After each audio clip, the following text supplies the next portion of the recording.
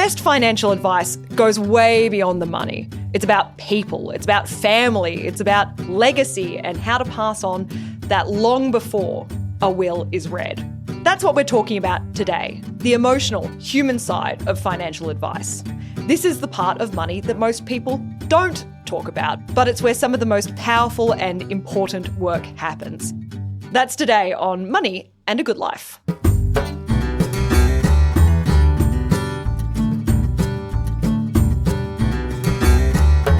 My name's Stephanie Coombs. Hello, and I'm here with my co-host, the money man himself, Mr. Ryan Watson. Hello. Hi, Steph. How are you? I'm not too bad, There's mate. always a slight tweak in the introduction. Yeah, I'm looking at it going, what are we going to get this time? Yeah, I'm wondering, I might introduce a rogue element next time. I'll give you a crazy nickname and drop it in. I'm always thinking about it. Let's do it. But yeah, Mr. Moneyman himself, I think.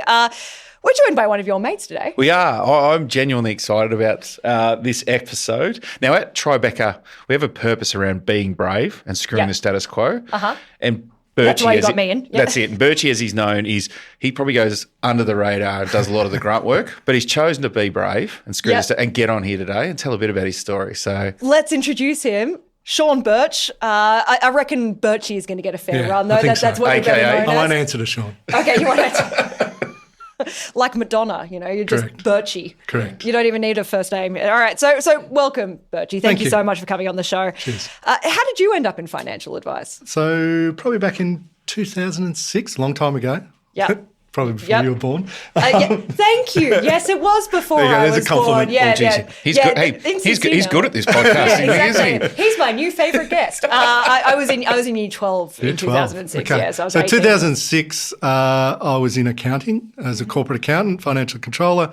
Just had my first child, had a mortgage, and thought I needed to get some insurance. So I spoke to my brother. He had an advisor, and so I spoke to that advisor, and coincidentally, that is Brad Fox, who we all know on the podcast. We've had on the podcast. We have had him on the podcast. So I sat down with Brad and started talking to him about insurance, superannuation and the like. And in the back of my mind, I also had a thought, well, I've been an accountant for 15 years. I'm actually starting to dislike it. And I thought I would try and find something that suited my skills. Kept talking with Brad. 2 years later, I was employed by Brad, and the rest is history. Oh, that's so funny. Yeah. So you went for a financial advice and you ended up getting a job. Correct, yeah, pretty much. We brought him over to the dark side. Yeah. From accounting to financial advice. That is a danger. If you go see a financial advisor, you may actually become a financial advisor. That's right. And Birchy has another advisor that works with him, Andrew White, who's done the same thing. Correct. That's so funny. So it's almost like a job interview. A little bit. Yeah. So Andrew's got a very similar background to what I have as well. Yeah. Corporate accountant into this. Yeah. Do accountants make good financial advisors? Great question. Don't want to offend anybody. I think so. I'm a very big believer in the numbers don't lie. So if you can put together a strategy and the numbers work, then it's all up to the client to actually help you implement. So. Whether they'll actually follow the advice. But as obviously we'll touch on today as well. But Birchy, the numbers, yes, but what I'd call a good bedside manner too, right? You got to get and understand people, the EQ piece. Yeah. Look, I'm going to say it. When I think of accountants, I don't think of people with enormous EQ, and I'm not, which is not fair. That's why we only try and pinch the ones who have both, and we bring it across to financial advice. Is that why? Yeah, that's why you. I've listened to a couple of these podcasts, and you've always said that we're strange people. See, told you he'd do his research. I cannot believe my own words are being held against me. It's just as a journo, you know that. Yes, I do. I should probably listen back to what I say. But I think that if there is on the spectrum of humanity, there's like journalists, showbiz types, and then there's accountants. Yeah. And I reckon that they're on opposite sides. And it doesn't mean that I don't, like them. I just you think there's like an island of accountants and engineers or something, I think we're like cats and dogs. Hey, don't put us in engineers. Yeah, okay. Hey, we have standards. And cats and dogs, I'm firmly on one side. So which one's a cat and which one's a dog? I reckon, I don't know. That's a good question. We'll take it on notice? Yeah, we'll take that on notice. Okay. I reckon showbiz people, they're kind of like cats in that they're sort of, Yeah. They're not too enthusiastic. They're kind of too cool for school. But you're right, there is an element of dryness to accountants. Anyway, what is about financial advice that you enjoy as a profession? I suppose it's the numbers and a strategy. So what gets me out of bed is developing a strategy for a client and seeing it come into reality. So if that happens, then it's a big tick for me. Yeah. So it's being able to work with a client of all types of walks of life and be able to translate complex situations into simple things to understand and things to follow. So that's pretty much it in a nutshell. Materially see differences in people's lives, which must Absolutely. be very satisfying. Yeah. That can be material sides, but it also can be the emotional side as well. So you can see some joy in a person's life as well. I was going to say, because obviously I know you very well, Birchy, the human side's pretty big too. Yeah, massive. Yeah. I see how much you care for your clients. Yeah, I do. That's what I'd love. Yeah, I'll probably go to the next level. Yep. And probably a little bit too far at times. But I'm a person of principle. So if I see a wrong being done, I'll try and right it. So there's been instances along the way where I've recouped advice fees back for clients that I think they haven't been provided with good advice or any advice. So I've probably recouped half a dozen clients' advice fees back. So you see advocacy as a real important part of your role. Yeah. People pick up on that as well. Yeah. Right? Like, I mean, you can tell when someone's just ticking the box and you can tell when someone actually genuinely cares, but you can't fake that.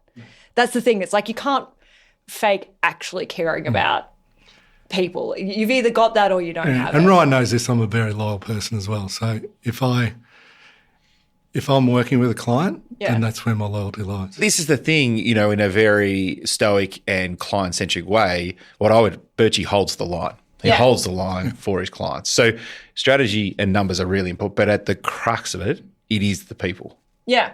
I just wanted to get a bit more of that out of Birchy as opposed to a bit safe strategy. Yeah, it's the people, because I see how much he cares and I want people to know that. Well, I'm sure this is probably going to be, slightly embarrassing us having to, heap praise on you. But can you actually think of a time where you have made a material difference to someone's life? Yeah, there's probably two instances that come to mind. There's one that's more the technical or the educating side of things, and the other is more of an emotional journey. So probably goes to what we've just spoken around with that Ryan brought up. A couple that came to me, they're 60, so it's never too late. So 60 years of age.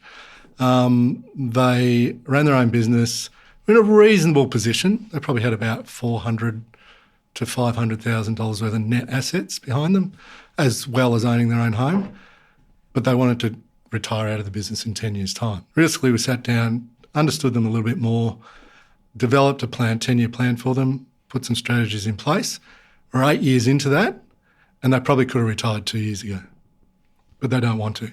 They still want to continue with the business. So from 450 to 500 net worth of assets, they've probably got about 1.4 million plus an unencumbered investment property.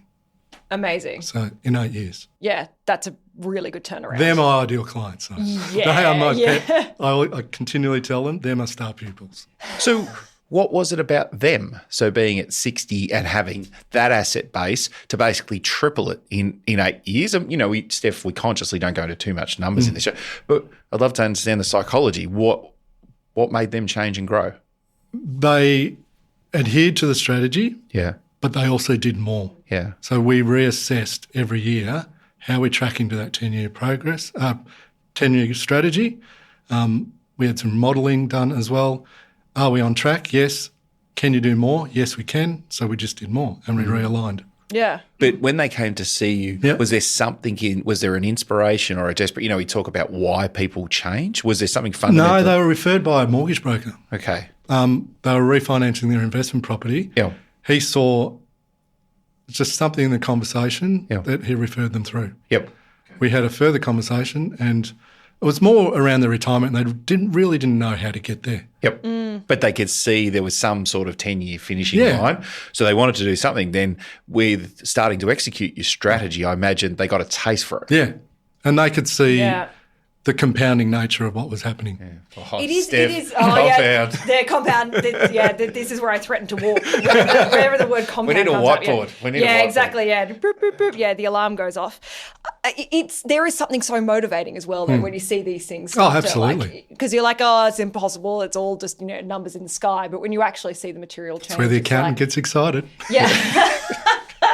I didn't Numbers know you and guys, strategy. didn't know you guys were capable of excitement. Well, remember there was those old accounting ads where someone just does the little, gives themselves a little fist H&R bump block. while they get, I they get remember some- that one. Yeah. The other one was the emotional journey, though. Yeah. So the other client that came to mind, these are one of my very first clients. I've had these clients for 16 years.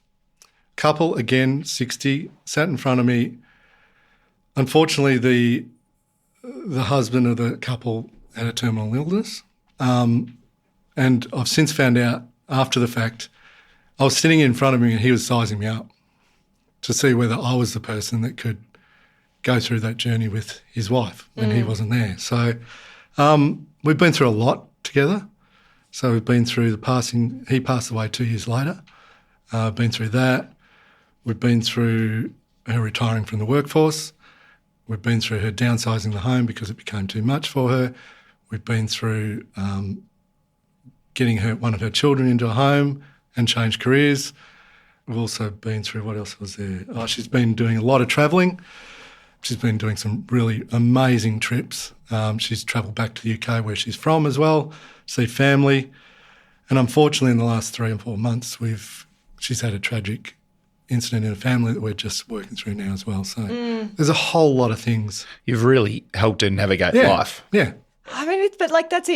It's funny because you're sort of seeing people's lives unfold in slices. Well, But 16 years is a long time. it isn't is a long time, yeah. And like you can see, like you see someone's life, go through the highs and the lows, and also probably the feeling that you're being handed quite a big responsibility from the partner who wanted to make sure that she Yeah, was going to get good absolutely. advice from someone who cared. Well, Birchy, we often talk about, clients will go through a significant life event. And we have touched on this before, Steph, every 3 years.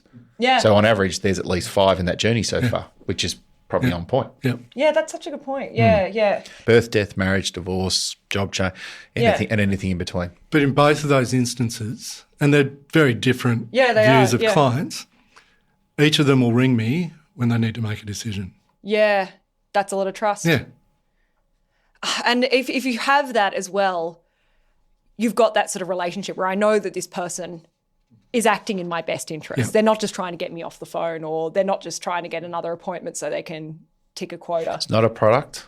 Yeah. It's not a policy. You it's a person. You can do a lot of good in this industry. That's why we're here. Yeah. And that's why, it's obviously tied into our podcast, but it's about good life. So how does a client define it? Yeah. They generally don't have the financial acumen, but how do we lay it out short, medium and long term? Yeah. And then help hold them accountable to achieving it. Understanding that life's not a straight line.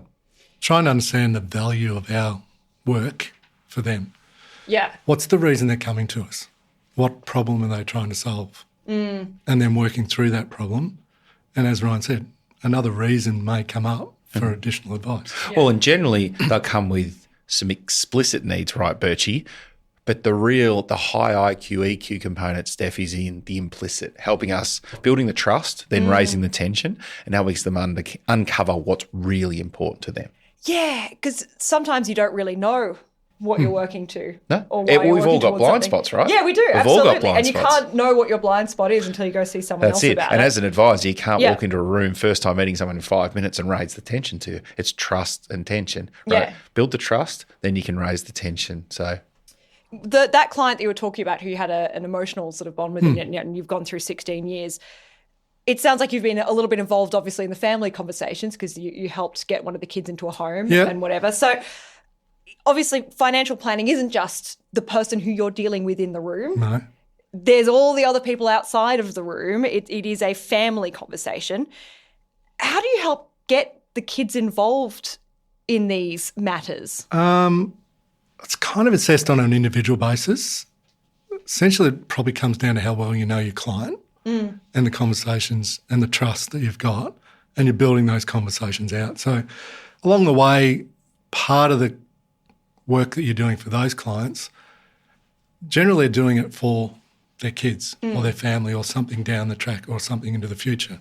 So that's when you start to then try and involve the kids into it. And it's an organic thing. It's not a forced conversation.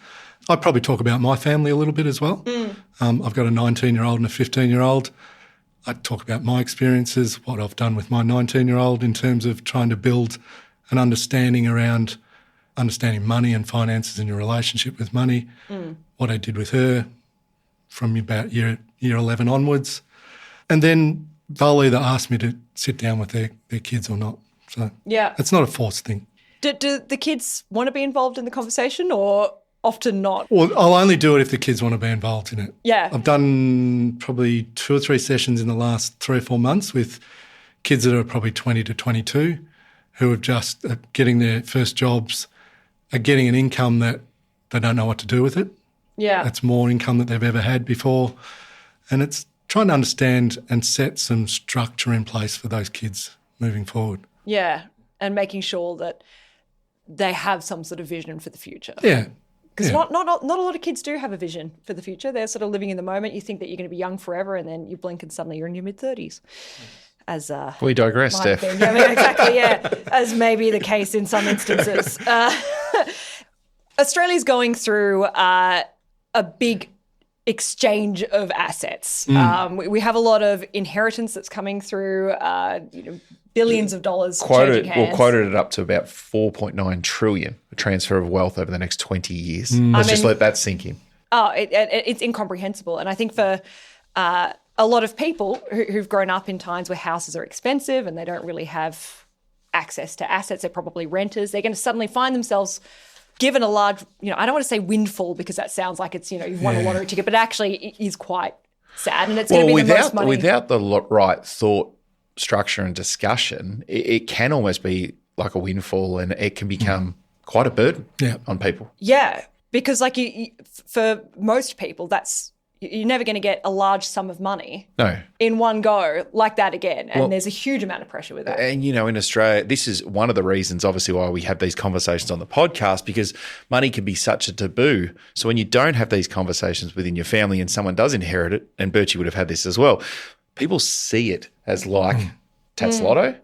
And we often hear that they don't want to stuff it up. And I've cleaned up that narrative around that. But the amount of times I don't want to stuff it up, it becomes a burden and it can sit at cash or things aren't done or it stays in share because they don't know how to they don't know how to emotionally process it. So what does happen when you can't emotionally process it? They just leave it in one lump sum and just panic. Well, if they don't have a trusted professional that they work with, then it's fight, flight, freeze. So they probably freeze a bit about My experience is it kind of goes in ranges. So somewhere between, and these aren't set in stone, but because everyone's experience is different with money. But if you look at it let's say somewhere between 100 and 400,000, it's not going to significantly change your life, but it'll make life easier. Yeah. So it might allow them to take a better holiday, might allow them to do some renovations to the house. Take a chunk out of the mortgage? Yeah, or take a chunk out of the mortgage. Or most people inherit when they're either just about to retire or are retired. So they might have also been putting off some renovations to the house. Might be 100,000 that goes in that. Or they might upgrade the car. So it's a little bit about how it subtly changes your life. When you get to about 400 to 800, they start to think, how's that going to impact my life? That materially changes things. Yeah. So they start to think, how's that going to impact my income source if I am retired? Is it going to affect my age pension? Am I going to lose my age pension? Am I going to lose my card? If I'm still working, how much do I like my job? Do I actually still want to work? How does it, and a lot of people attach self-worth. And then when it gets to 800 plus, then they start to think of themselves as the custodian of the money. Yeah, right. So what am and that's where they really think about, I don't want to stuff it up. How am I going to then transition this money down to the next generation? What am I going to do with that money now, whilst I'm still alive, that I can see and I can get some joy out of it as well? Yeah, without just blowing it all in your generation and your life. Yeah. How do you facilitate that and those conversations and those moments? It's an interesting question. How do I facilitate it? It's more around sitting down and understanding the what ifs. So what if I did this? What's the trade-off, or what's the impact to my life and my family's life? So and then modelling that. You can model these things, and you can model these things very, very quickly, so they can see the impact of a decision that they make. Yeah. So it's really around sitting down, having long conversations around what do you want to do with the money. Well, that was what I was going to say, but you would spend a lot of time in the human piece first, like that. Then the goals and what to do will then spit out of that. But how are they, sad, mad, glad, scared, delving into their emotions. How do they feel about this? Where are they on their loss journey if it's someone that's close to them? What did this money mean to them? Are there some legacy shares, things like that? It's also the experience they've had or seen their parents have as well, or where they're sourcing the inheritance from, and saying, well, I've seen that happen. I don't want to make that mistake. Yeah. Or I don't want to do that because I've seen how it's impacted my mum or my dad. You've said before that sometimes young people will listen to you when they might not take the same advice. Maybe that they're besides his own kids. Yeah. So you're not a parent, Steph, are you? I'm not. No. So, conditionally, that young people will listen to you, where they might not actually talk to their parents or take the same advice if it were given from their parents. What do you reckon's going on? Ordinarily, kids don't take advice from their parents. They do listen. They're just trying to find their own way, I suppose. I suppose from that perspective, they're ready to sit down and have a chat anyway. Majority of the time I'll go out to clients as well. So they'll have seen me in that environment, or I've known them for a period of time, and they've seen me as the professional helping mum and dad out. Yeah. So, and they hopefully haven't seen a bad experience from that. So, well, it's fair to say, right, Birchy, there's not a lot of downside risk for them because it's not their parents telling them what to do. They've seen the positive that you've done, and it's, well, I'm happy to look or have a discussion with someone that's clearly trusted. And generally those conversations, it's not me speaking at them. I generally set the session up as a Q&A where they drive the conversation. Yeah. So it's me answering their questions, but I've got an agenda in the background where of the points that I want to... What do you want to hear? Yeah. Want them to hear, but I make those points in answering their questions. So it's really all about them, and that's how they're engaged. They get engaged with the conversation. So they drive it. And how do you make it relevant for them? Because when you're young, the thought of, like, I remember getting my first job, and then I was like, why is this money coming out for superannuation? What is superannuation? Yeah. And I cannot. There are a couple of concepts that they don't get. Paying of tax. Oh, yeah. Yep. I remember that one. What was the other one? There was another one that they don't get as well. Oh, it'll come back. It'll come to me. But yeah, so to make it relevant, it's the way the session's set up. Yeah. It's not someone talking at them. It's someone answering their questions. They drive it. Yeah. That's pretty much it. It's not rocket science. But if you were talking about the simple concepts of investing with them, right, Birchy, something like sorry, Steph, but a compound interest calculator that... But a smaller, something that we have been working on, Steph, with some of our other advisors. So if we're seeing people in their late 30s or early 40s and they might have a superannuation balance of $300,000 or $400,000 as a combined couple, if they're on really good incomes, that's a $2.5 million superannuation balance by 65. Yeah, it's something else that we just bring into the conversation. Yes, it's $300,000 to $400,000. It's a lot of money, but in 20, 25 years, this will be a 2.5, and suddenly you can see them sit up straighter. They're more interested in learning about tax-effective environment, how it's investing. Get it right, it's $2.5 million. Get it wrong, might be 1.8 to 2.1. Therefore, it's not about, and that's not excessive returns, getting by. Yeah. So it might be even as simple as what's the best bank account that they can park their money in that's giving the best interest rate. Yeah. And the difference between a 1% interest rate and a 4.5% interest rate. Yeah. That's a similar concept of what Ryan just explained, but it's bringing it back to their environment. They have to be receptive. Because the larger numbers they can't sort of quantify. No. It's the smaller numbers. So, for instance, we might talk about budgeting, okay? So they're on a salary of $60,000, the net's 50. Our little equation in our cash flow is we like people to be saving approximately 20% for their future. Someone living at home for the next 7 years, they might be able to save 30 to 50% of their funds. All of a sudden, we're talking about $25,000 a year that they might be able to save. They're going to live at home for the next 5 to 7 years. That's $100,000 plus. Yeah. And that's which is a lot of money. And that's a very simple living legacy strategy right from the parents. So the parents might, happy to continue to support them or not charge them rent if they are saving, and therefore there is a transfer of wealth in that. Yeah. Which is a home deposit. It is. And if you can get that across the line when you're in your 20s, then you're doing very well. But I think that you have to be receptive for the message, because I think it's difficult to sort of inspire a lot of interest, I think, in teenagers, because it's hard to imagine. But even in talking with younger people or older people, it's providing them with advice but not upsetting their current situation too much. It's just making small tweaks to their current position that's going to give that compounding effect. Well, and the value of incentivising. So our oldest nephew's just turned 18, and I did a deal with him that whatever he saved through personal exertion, we would match for his first car. So he did quite well, little bugger. But, I was about to say, that sounds he really like gave a fight. But it was income by personal exertion. I did the same thing with my daughter. Yeah. She paid for half of her car. Suddenly they're interested. No interest, self-interest, Birchy?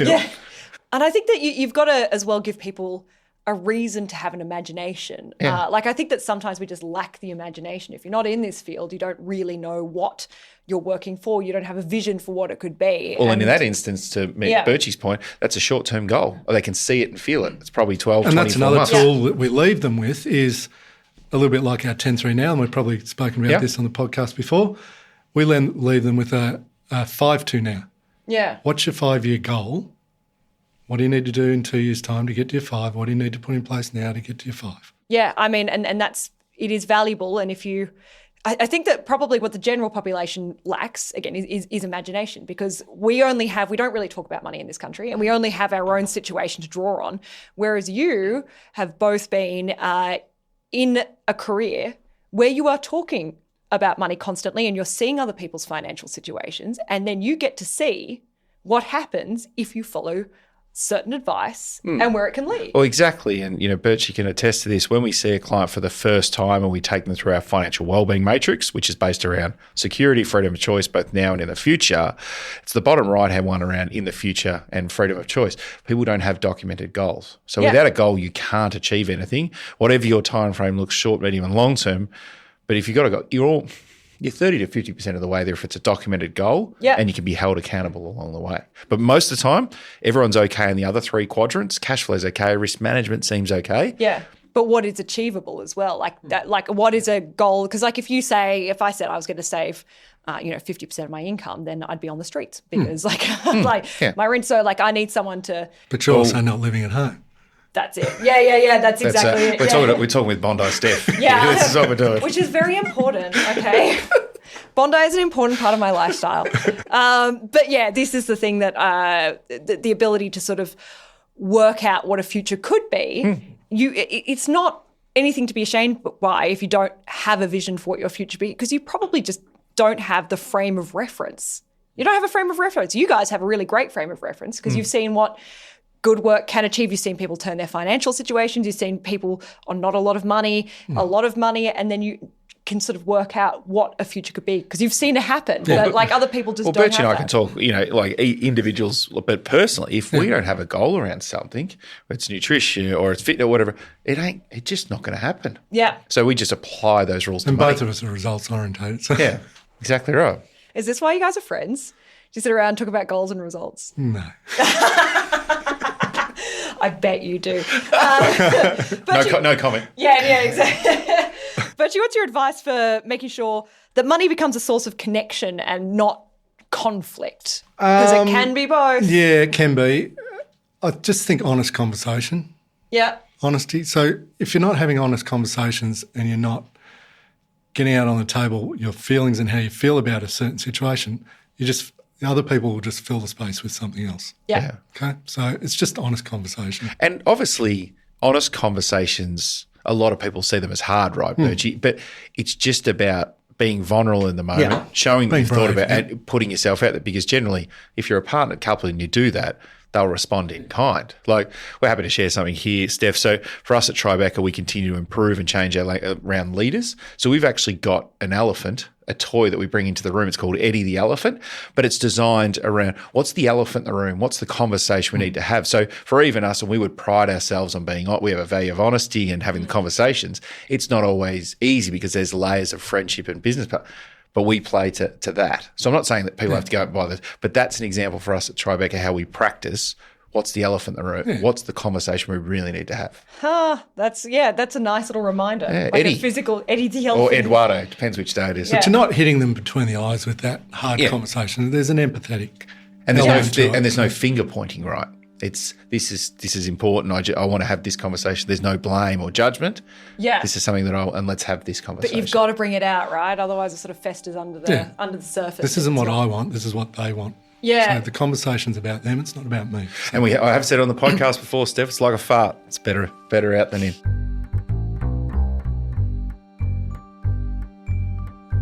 That's beautiful. Yeah, it is. It's so nice when we quote poetry on this podcast. It just really elevates the tone of the read. Exactly, Birchy, thank you so much for joining us. I really appreciated your advice there. And I think a lot of good bits and pieces on just managing family dynamics and making sure that you are having the conversations. And also I think that you're seeing an advisor that can meet you on an emotional level in some regard. I think that's a good thing. And if you do want more practical advice, make sure that you follow Money and a Good Life wherever you're listening now so you don't miss an episode. We will see you next time.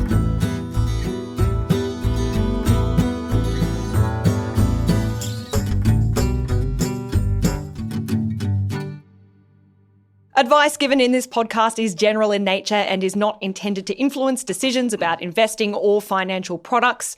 Our listeners should always seek their own professional advice that considers their own personal circumstances before making any financial decisions.